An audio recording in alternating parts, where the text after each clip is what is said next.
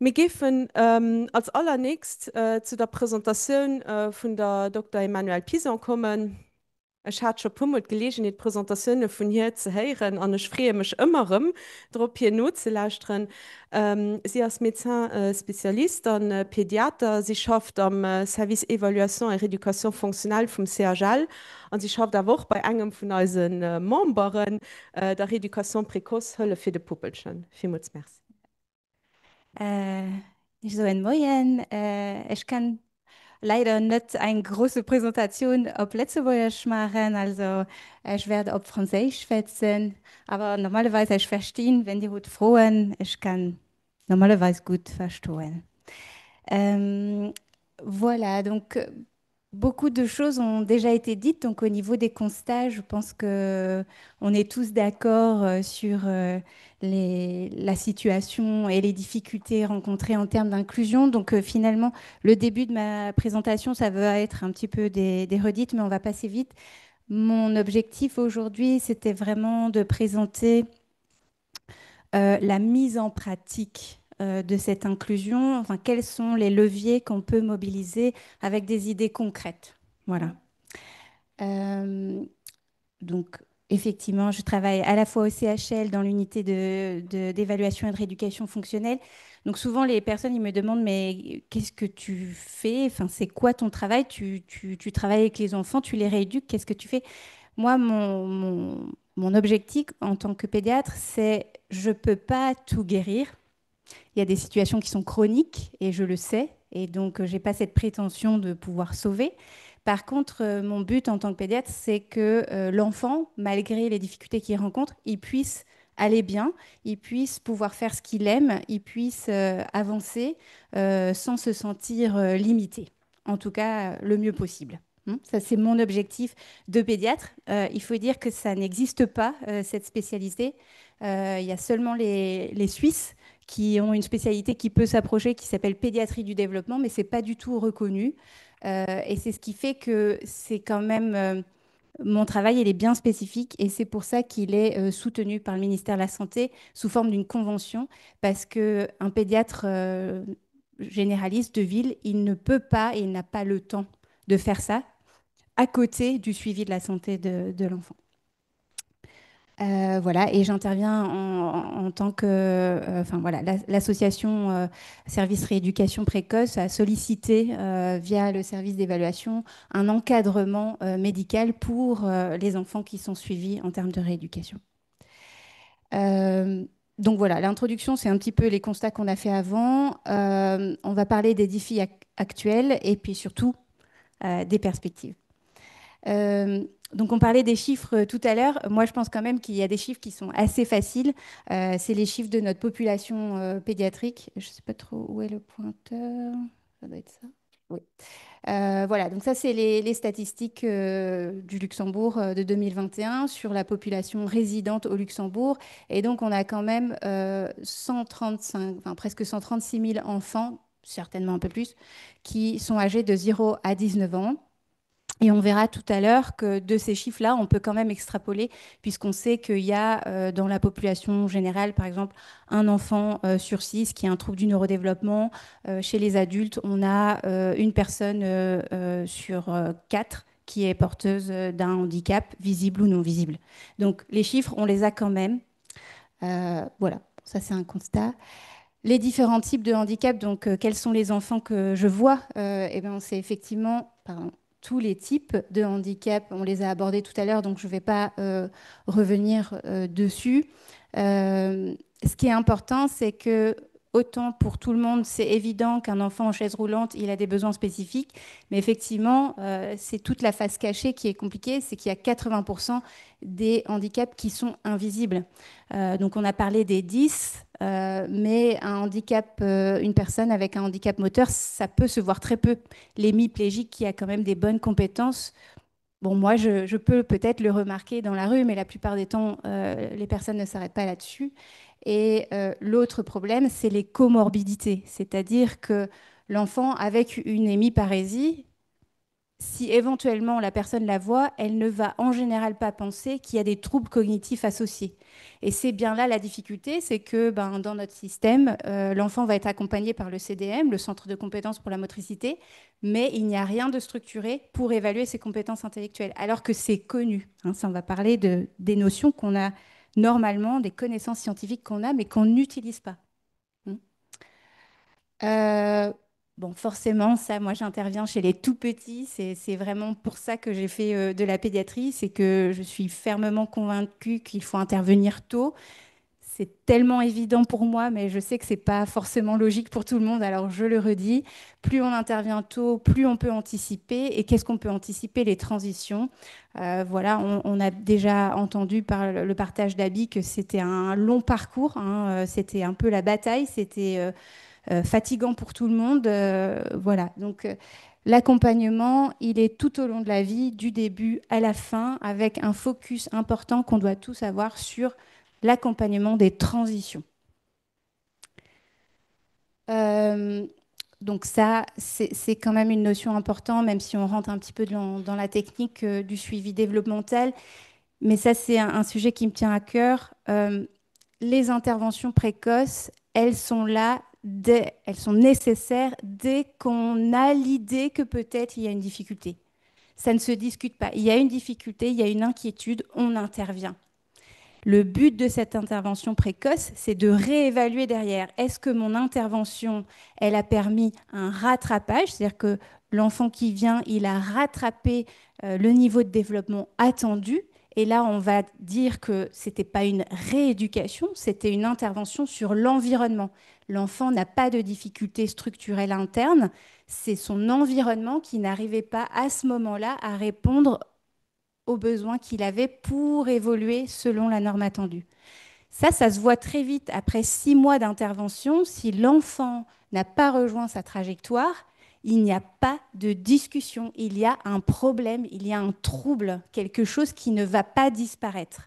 Donc ça, j'insiste parce que c'est des notions qui sont connues, qui sont évidentes pour moi, mais qui ne sont pas par- partagé communément par tout le monde. Il y a des idées reçues que bah non, si forcément tes parents sont divorcés, bah c'est normal que tu n'ailles pas bien. Non, c'est ce qu'on a dit. C'est pas parce que papa et maman se disputent que c'est pour ça que je vais pas bien. Non, je vais pas bien parce que j'ai d'autres soucis. Et d'ailleurs, on m'a pas posé la question de pourquoi je vais pas bien. Donc ça, c'est une notion très importante. On intervient au moindre doute. Il n'y a pas de problème. Au mieux, on s'est trompé, il n'y en avait pas des problèmes. Mais en tout cas, on a répondu à un doute, une inquiétude. Et si jamais on dépiste une difficulté, ben, on est intervenu tôt et on peut rapidement dire, il y a une difficulté, ça va durer, et ça ne va pas disparaître. Et donc, c'est pour ça aussi, après, que le système a normalement des chiffres très très tôt pour dire, si un enfant qui rentre au primaire a des difficultés, c'est pas un retard. Ça va être difficile jusqu'à la fin de la scolarité. Bon, là, j'insiste pas, mais effectivement, ce qui est important, c'est que la recherche nous permet de dire il y a une norme, on est dans la norme ou on n'est pas dans la norme. Ça se discute pas, c'est des statistiques. Mais ce qui est important de voir, c'est à quel point la difficulté, elle est sévère ou pas. Elle persiste de la même manière ou pas, et elle a un impact plus ou moins important sur mon quotidien. Euh, donc ça, j'ai mis l'image parce que je pense que c'est quelque chose qui est communément utilisé. En tout cas, je sais que beaucoup de ESEB et beaucoup de centres de compétences ont été formés à la CIF.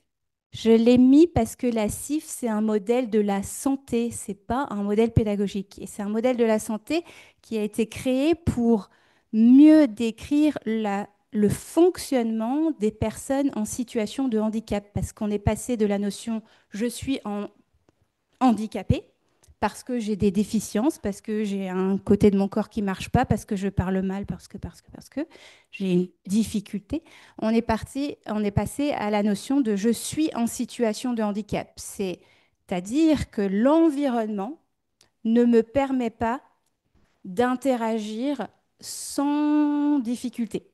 C'est-à-dire qu'il faut un aménagement de l'environnement pour que je puisse fonctionner normalement, au mieux. Hein. Et donc ça, c'est un changement de définition qui est important.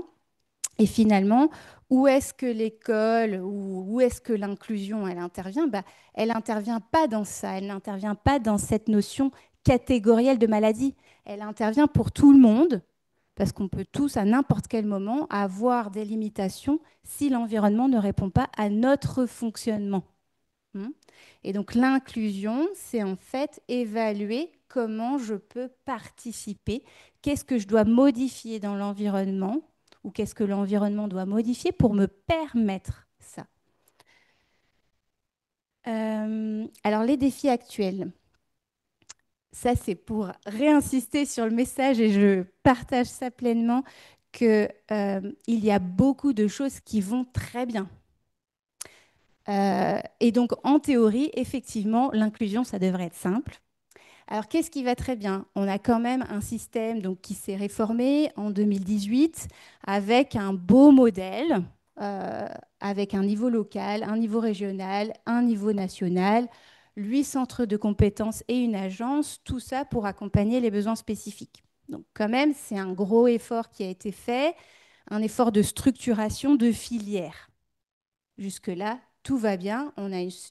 Au moins, on a une idée claire de comment ça doit fonctionner.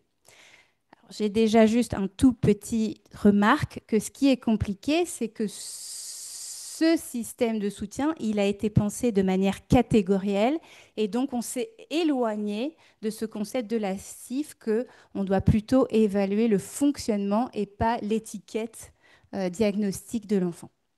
On va y revenir. Mais en tout cas, on a un beau système. En 2023, il y a eu donc la création du Service national de l'éducation inclusive, le SNAI, dont l'objectif est la promotion de l'inclusion. Donc, il y a vraiment une volonté que ça aille bien. Et puis, le développement de la qualité, donc évaluer vraiment, est-ce que le système qu'on met en place, est-ce qu'il répond à l'attente de l'inclusion ou est-ce qu'on est encore un petit peu à faire des ajustements et à évoluer? Très bien aussi. Euh, Alors, il y a un dispositif de prise en charge qui est a priori clair. Moi, je ne vais pas relister tout, mais en tout cas, effectivement, on a à différents niveaux des soutiens spécialisés qui sont là pour accompagner. Très bien. Et puis, donc ça, je l'ai trouvé par hasard en préparant la formation. Je dois dire que c'est super. Merci pour ce beau travail, parce que c'est très difficile. Hein. Donc, moi qui ne suis pas dans le système scolaire, qui ne suis pas une partie intégrante du système de soutien, c'est très difficile pour moi de trouver les informations. C'est quand même un problème. Ça veut dire que si moi, professionnel qui cherche l'information, j'ai du mal à la trouver, eh bien, le parent qui n'a pas forcément tous les prérequis pour chercher, trouver, comprendre, bah, bien sûr que c'est difficile. Hein. Et si pour moi, médecin qui cherche l'information, je ne la trouve pas facilement, bah, dites-vous que l'instituteur ou l'éducateur qui veut chercher ça, pourtant ça existe. Hein. Donc il y a à réfléchir comment faire pour que ce soit mieux accessible. Bon là, je rentre pas dans, ça a été expliqué avant, je rentre pas dans le détail. Donc ça, c'était le côté scolaire. On a un beau système et il y a vraiment beaucoup de choses qui sont en place pour que ça fonctionne. Et puis de l'autre côté, il y a cette partie médicale, cette partie de recherche scientifique, les statistiques de l'observatoire. Donc on a quand même beaucoup d'informations, beaucoup de données scientifiquement connues qui sont transmis par des rapports, par des revues scientifiques, par des recommandations internationales. Bon, là, j'ai mis un exemple parce que je suis française, donc de la France, mais on a aussi cette grande richesse au Luxembourg que, en fait, comme on est entouré de 3 pays et qu'on a des recommandations en plus de différents pays. Donc ça, bien sûr, c'est aussi un défi parce qu'il faut les croiser, mais les ressources et les connaissances, on les a. Alors, en fait, on se dit, ben, ça devrait bien fonctionner, mais en fait, c'est quand même super difficile. Tout le monde est en difficulté pour trouver le chemin.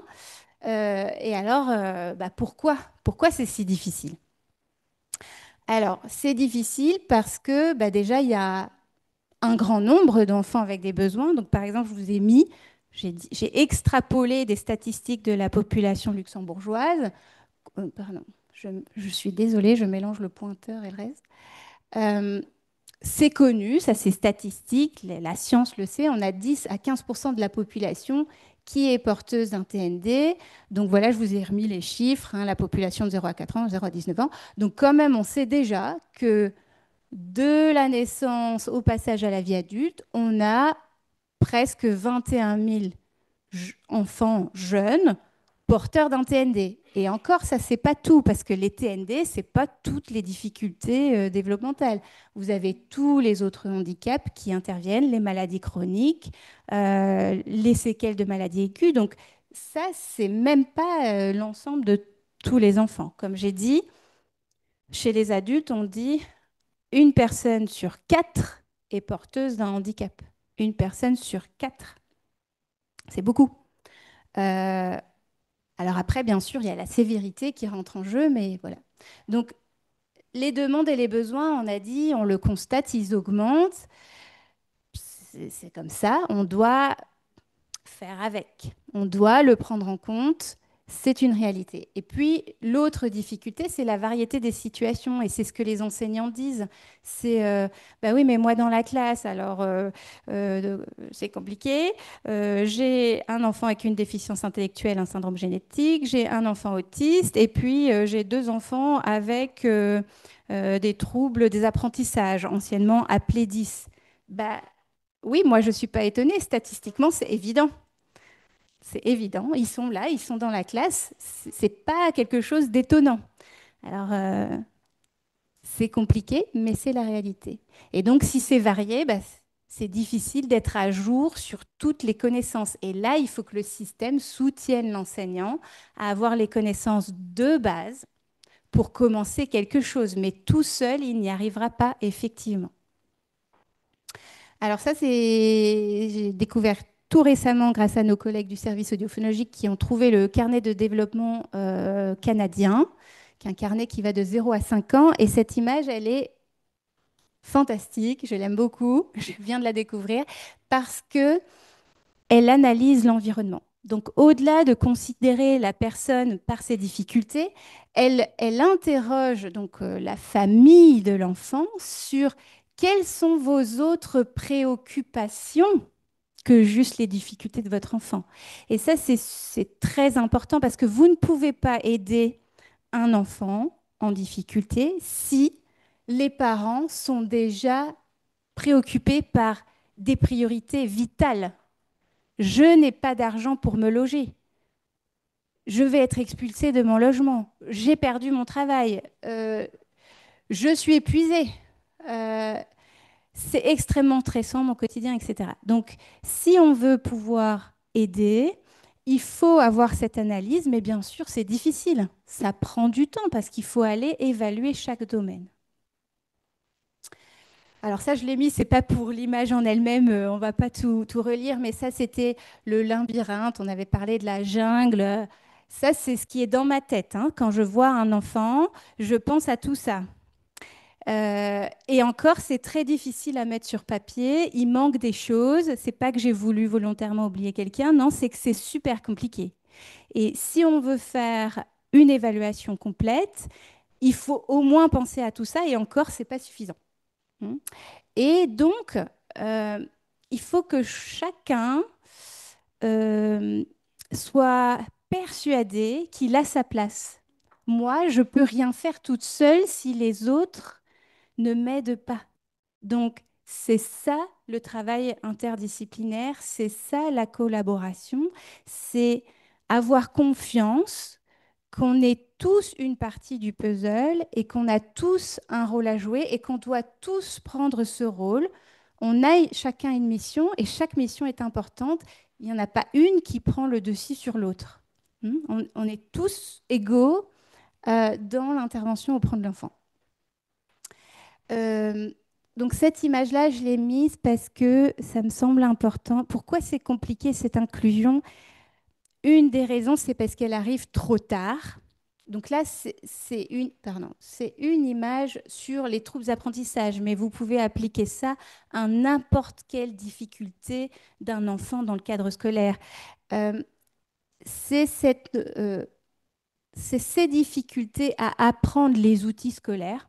Je dois savoir lire, je dois savoir écrire, je dois savoir m'exprimer, je dois savoir calculer. Si n'importe quelle personne est ici en échec, peu importe la raison, ça a des conséquences sur la confiance en soi et ça déclenche des conséquences sur la santé mentale, sur la perception de soi, hein. Ça a des conséquences avec l'environnement. Il n'y a pas un seul parent qui vient à ma consultation sans me dire, ce soir, il va falloir faire les devoirs, j'ai déjà mal au ventre. Mm. Et ce sentiment d'échec, c'est-à-dire, j'ai énormément d'enfants qui arrivent en consultation tristes, fermés, ils veulent plus, ils n'en peuvent plus. D'ailleurs, ils ont vu 10 médecins, ils ont tous dit quelque chose de différent. De toute façon, ça ne les aide pas, puisqu'en pratique, il n'y a rien qui s'est mis en place. Hein. Voilà, donc c'est compliqué. Alors, c'est pareil, on le sait déjà, c'est assez alertant qu'on n'agisse pas. Alors voilà, ça c'est la même chose qu'on a dit tout à l'heure. Même s'il y a beaucoup de choses qui vont pas bien, il y en a vraiment qui vont. Et alors, quelle piste on peut suivre? Où est-ce qu'on peut aller? Quel chemin on peut prendre pour que ça aille mieux? Dans les temps, ça va? Euh, donc, l'importance du diagnostic, donc ça je l'ai déjà expliqué. Euh, il y a plusieurs sortes de diagnostics et en fonction de la personne à qui vous parlez, le mot diagnostic ne veut pas dire la même chose. Bien sûr que moi, je suis médecin, donc j'ai besoin de diagnostics catégoriels. Les diagnostics catégoriels, ils ont été créés et ils nous aident encore parce que on met des enfants dans des groupes, enfin des enfants ou des adultes, dans des groupes de maladies parce qu'ils ont des symptômes. Le fait qu'il y ait des catégories, vous avez vu, les catégories, ça évolue. Par exemple, ça, c'est la 5e version des classifications de la santé mentale. Pourquoi c'est la 5e version? Parce qu'on avait mis des critères, puis donc on a regroupé des enfants, puis là on s'est dit, ah oui, mais celui-là, c'est un peu bizarre, il a un truc en plus. Alors on l'a mis là, mais c'est pas le bon endroit. Donc les classifications, c'est comme ça, elles sont amenées à évoluer et on doit tous se maintenir à jour parce qu'une définition ancienne, c'est plus adapté pour analyser la situation. Et donc c'est l'histoire, par exemple, des troubles 10. On parle tous encore de troubles 10. Ça ne s'appelle plus comme ça maintenant, on le fait encore. Et ça reste un problème voilà, de se mettre à jour, mais c'est très important. Donc, il y a le diagnostic catégoriel, bien sûr qu'il a sa place, mais si on veut inclure une personne dans n'importe quelle activité, si on veut qu'elle puisse participer, c'est pas ça le problème. Qu'est-ce que ça vous aide de savoir qu'il a un syndrome de West, de savoir qu'il a un syndrome génétique, peu importe lequel, la microdélétion, truc. Ça ne va pas vous aider. Ce qui est important pour participer, c'est de savoir comment je fonctionne. Qu'est-ce que je sais bien faire et quelles sont les activités où je rencontre une difficulté.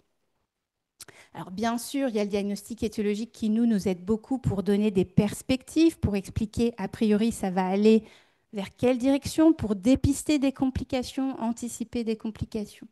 Voilà. Puis le diagnostic positif, c'est ce que j'avais mis dans mes premières diapos, c'est super important, c'est reconnaître, il y a un problème, je vais agir. Euh, donc ça, c'est la piste, c'est qu'il ne faut pas attendre un diagnostic ni étiologique ni catégoriel. Dès que j'ai dit il y a un problème, j'évalue comment je fonctionne et je cherche les solutions adaptées à mon fonctionnement. Donc on n'attend pas le certificat du médecin, ça ne sert à rien. Non, ça ne sert pas à rien. C'est important, mais je veux dire, pour commencer à agir, pour mettre en place des premières aides, il n'y a pas besoin absolument du diagnostic médical.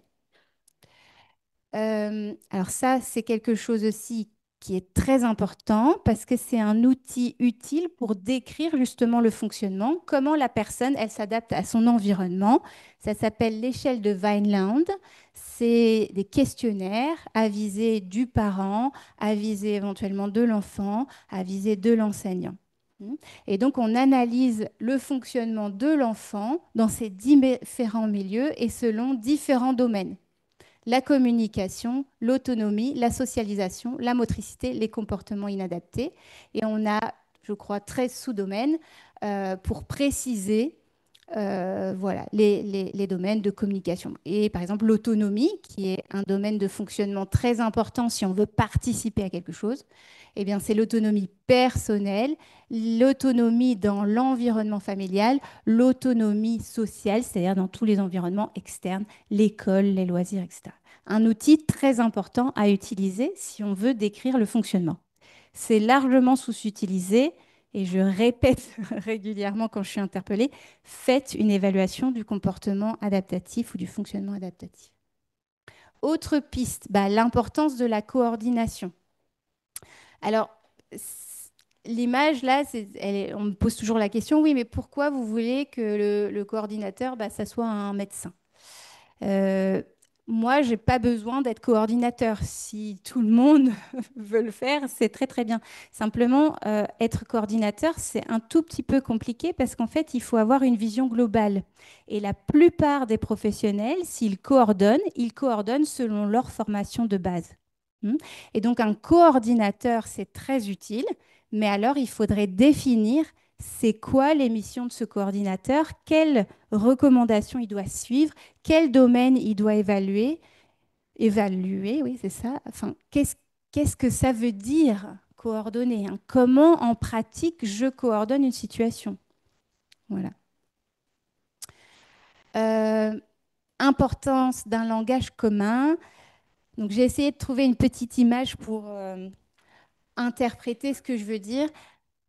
Donc, moi, comme je travaille avec une équipe multiprofessionnelle, hein, moi, j'ai un langage de médecin. J'ai des termes techniques que mes collègues orthophonistes, psychomotriciens, kinésithérapeutes, ils n'ont pas appris. C'est une classification médicale, ce n'est pas une classification de rééducation.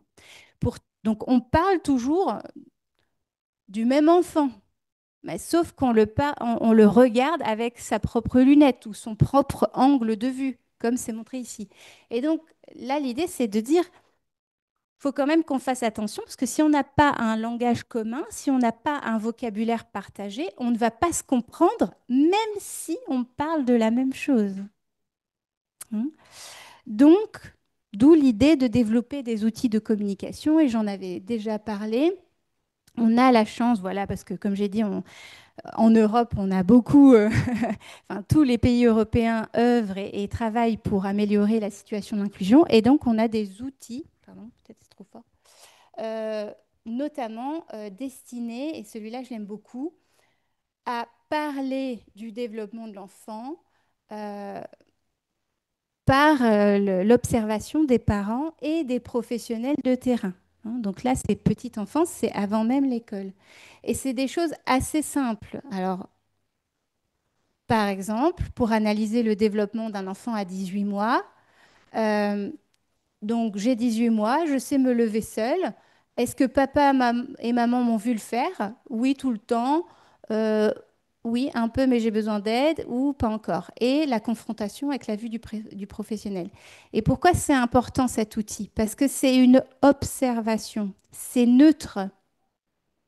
Vous l'avez vu faire ou vous ne l'avez pas vu faire? Ah, maman, vous ne l'avez pas vu faire, mais moi, je l'ai vu à la crèche. Il l'a fait, ça.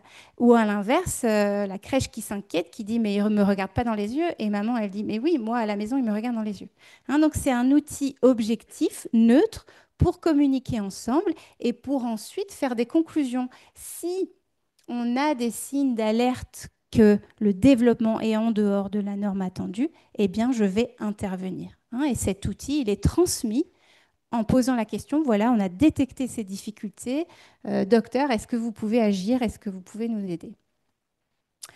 Alors, ça a déjà été dit, mais moi, je vais un tout petit peu plus en profondeur. Donc, comment on peut intervenir ben, sur la formation des professionnels? Effectivement, moi, j'ai quand même beaucoup de professionnels du terrain qui m'appellent et qui me disent, bah, je ne comprends pas, est-ce que vous pouvez m'expliquer? Et donc, je pense qu'il faut intervenir dans la formation initiale des jeunes. Ça n'est pas encore, enfin, tout ce qui est handicap, tout ce qui est besoin spécifique, ça n'est pas inclus dans les formations de base. C'est un problème.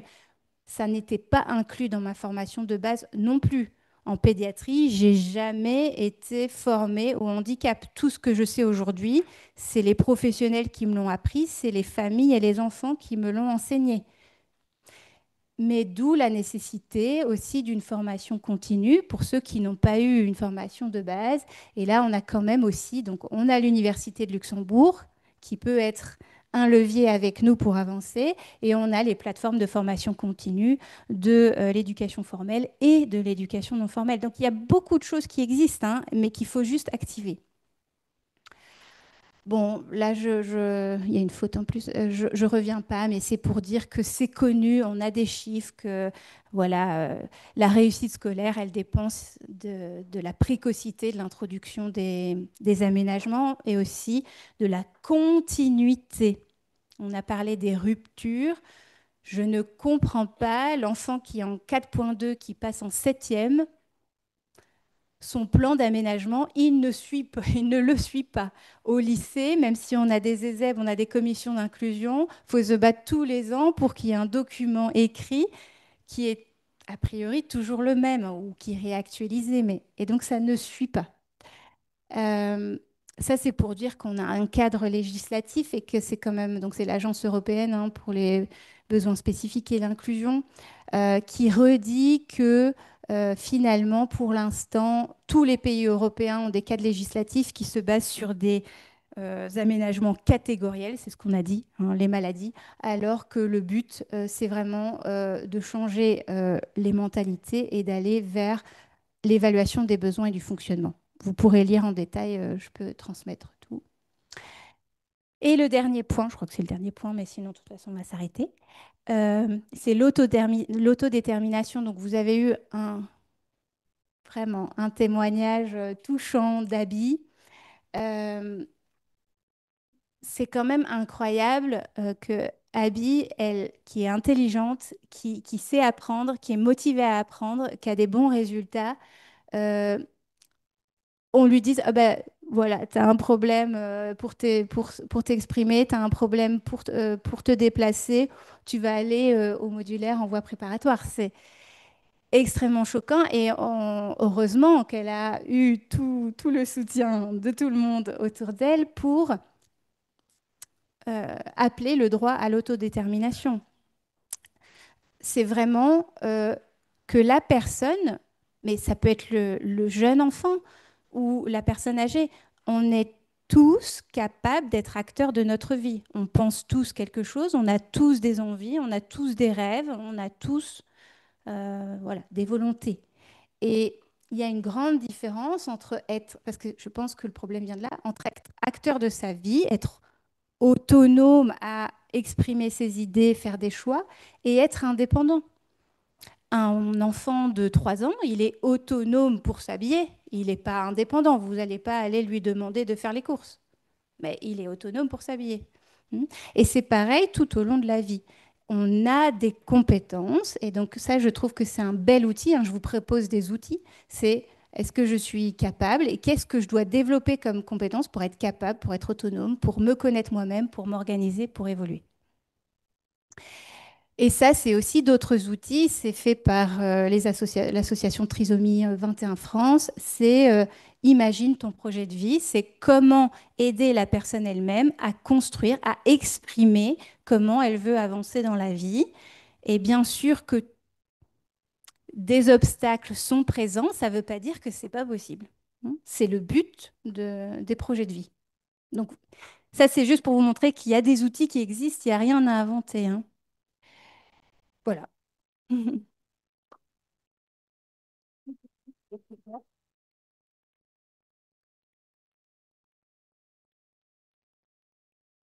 Vielmals merci. Das war wie immer ganz inspirant.